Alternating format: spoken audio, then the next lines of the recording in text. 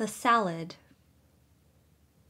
As a merry young huntsman was once going briskly along through a wood, there came up a little old woman and said to him, "Good day, good day. You seem merry enough, but I am hungry and thirsty. Do pray give me something to eat." The huntsman took pity on her, and put his hand in his pocket and gave her what he had. Then he wanted to go his way, but she took hold of him and said, "Listen, my friend, to what I am going to tell you. I will reward you for your kindness. Go your way, and after a little time you will come to a tree where you will see 9 birds sitting on a cloak. Shoot into the midst of them, and one will fall down dead. The cloak will fall too. Take it, it is a wishing cloak, and when you wear it, you will find yourself at any place where you may wish to be. Cut open the dead bird, take out its heart and keep it, and you will find a piece of gold under your pillow every morning when you rise. It is the bird's heart that will bring you this good luck." The huntsman thanked her, and thought to himself, "If all this does happen, it will be a fine thing for me."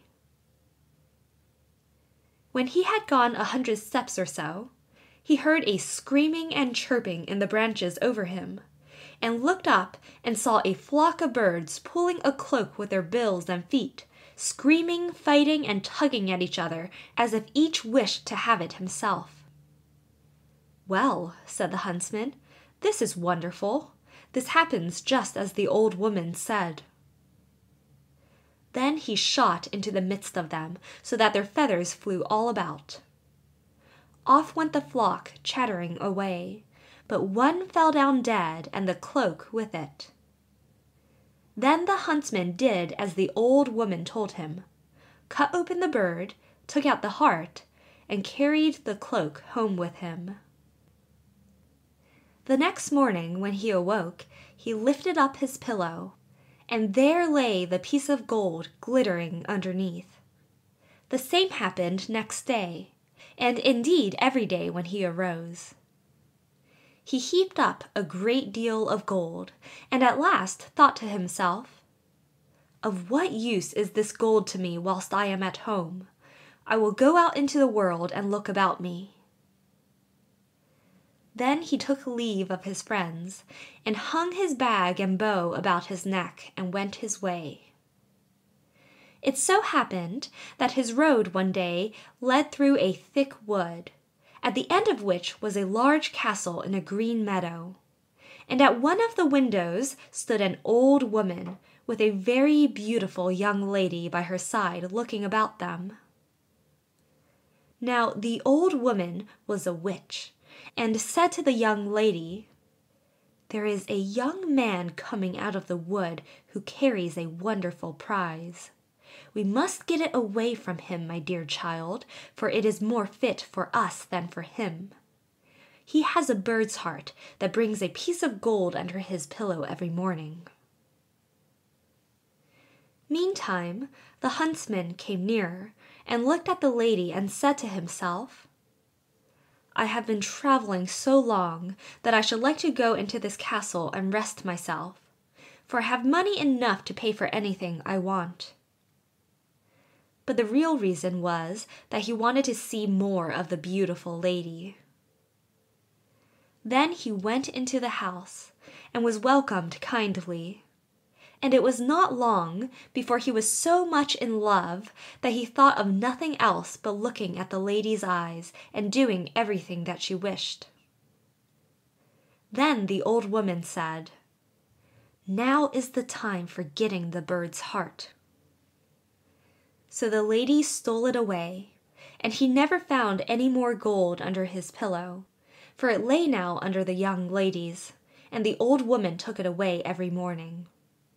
But he was so much in love that he never missed his prize. "Well," said the old witch, "we have got the bird's heart, but not the wishing cloak yet, and that we must also get." "Let us leave him that," said the young lady. "He has already lost his wealth." Then the witch was very angry, and said, "Such a cloak is a very rare and wonderful thing, and I must and will have it." So she did as the old woman told her, and set herself at the window and looked about the country and seemed very sorrowful. Then the huntsman said, "What makes you so sad?" "Alas, dear sir," said she, "yonder lies the granite rock where all the costly diamonds grow, and I want so much to go there, that whenever I think of it I cannot help being sorrowful, for who can reach it? Only the birds and the flies, man cannot." "If that's all your grief," said the huntsman, "I'll take you there with all my heart." So he drew her under his cloak, and the moment he wished to be on the granite mountain, they were both there. The diamonds glittered so on all sides that they were delighted with the sight and picked up the finest. But the old witch made a deep sleep come upon him, and he said to the young lady, "Let us sit down and rest ourselves a little. I am so tired that I cannot stand any longer."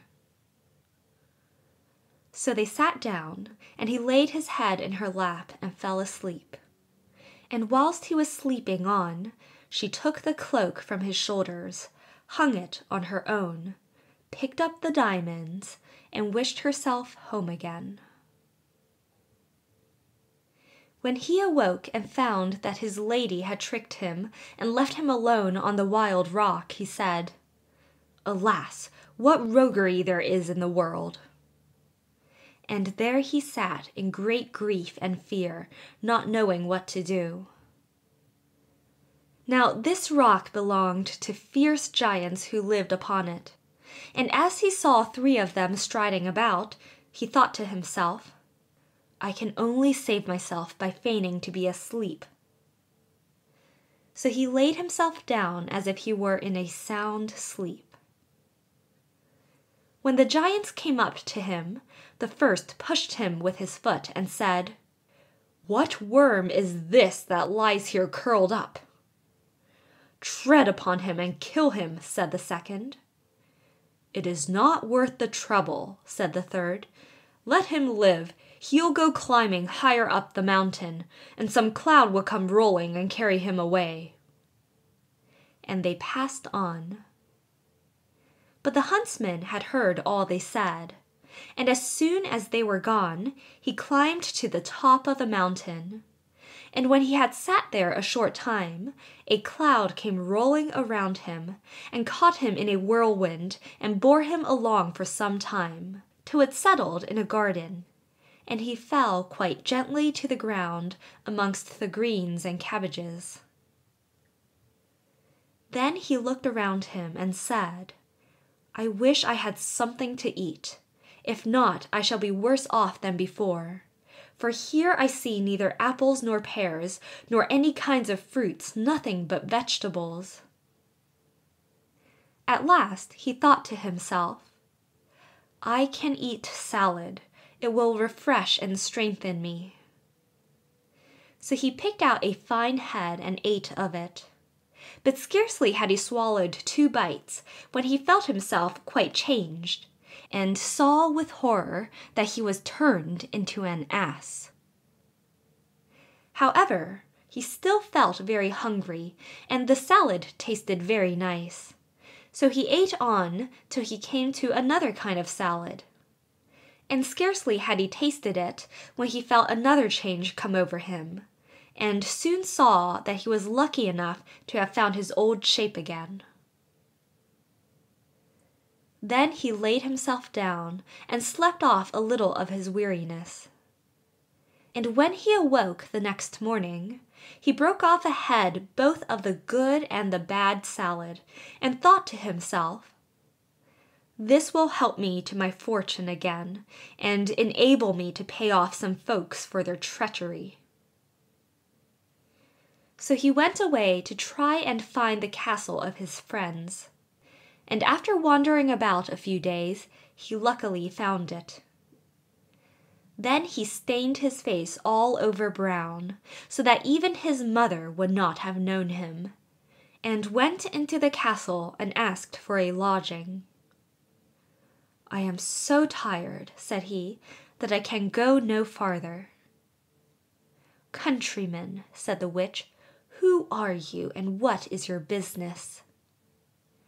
"I am," said he, "a messenger sent by the king to find the finest salad that grows under the sun. I have been lucky enough to find it and have brought it with me, but the heat of the sun scorches so that it begins to wither, and I don't know that I can carry it farther." When the witch and the young lady heard of his beautiful salad, they longed to taste it, and said, "Dear countryman, let us just taste it." "To be sure," answered he, "I have 2 heads of it with me, and will give you 1. So he opened his bag and gave them the bad.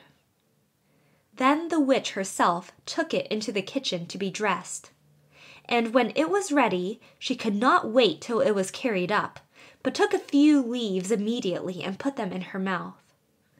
And scarcely were they swallowed when she lost her own form and ran braying down into the court in the form of an ass. Now the servant maid came into the kitchen, and seeing the salad ready, was going to carry it up. But on the way she too felt a wish to taste it as the old woman had done, and ate some leaves. So she also was turned into an ass and ran after the other, letting the dish with the salad fall on the ground. The messenger sat all this time with the beautiful young lady, and as nobody came with the salad and she longed to taste it, she said, "I don't know where the salad can be." Then he thought something must have happened and said, "I will go into the kitchen and see." And as he went, he saw 2 asses in the court running about, and the salad lying on the ground. "All right," said he, "those 2 have had their share." Then he took up the rest of the leaves, laid them on the dish, and brought them to the young lady, saying, "I bring you the dish myself, that you may not wait any longer." So she ate of it, and like the others ran off into the court, braying away. Then the huntsman washed his face, and went into the court that they might know him. "Now you shall be paid for your roguery," said he, and tied them all 3 to a rope, and took them along with him till he came to a mill and knocked at the window. "What's the matter?" said the miller. "I have 3 tiresome beasts here," said the other. "If you will take them, give them food and room, and treat them as I tell you, I will pay you whatever you ask." "With all my heart," said the miller, "but how shall I treat them?" Then the huntsman said, "Give the old one stripes 3 times a day, and hay once. Give the next," who was the servant maid, "stripes once a day, and hay 3 times. And give the youngest," who was the beautiful lady, "hay 3 times a day, and no stripes." For he could not find it in his heart to have her beaten. After this, he went back to the castle, where he found everything he wanted. Some days after, the miller came to him and told him that the old ass was dead. "The other 2," said he, "are alive and eat, but are so sorrowful that they cannot last long." Then the huntsman pitied them, and told the miller to drive them back to him. And when they came, he gave them some of the good salad to eat. And the beautiful young lady fell upon her knees before him and said, "Oh, dearest huntsman, forgive me all the ill I have done to you. My mother forced me to it. It was against my will, for I always loved you very much. Your wishing cloak hangs up in the closet, and as for the bird's heart, I will give it to you too." But he said, "Keep it. It will be just the same thing, for I mean to make you my wife." So they were married and lived together very happily till they died. End of The Salad.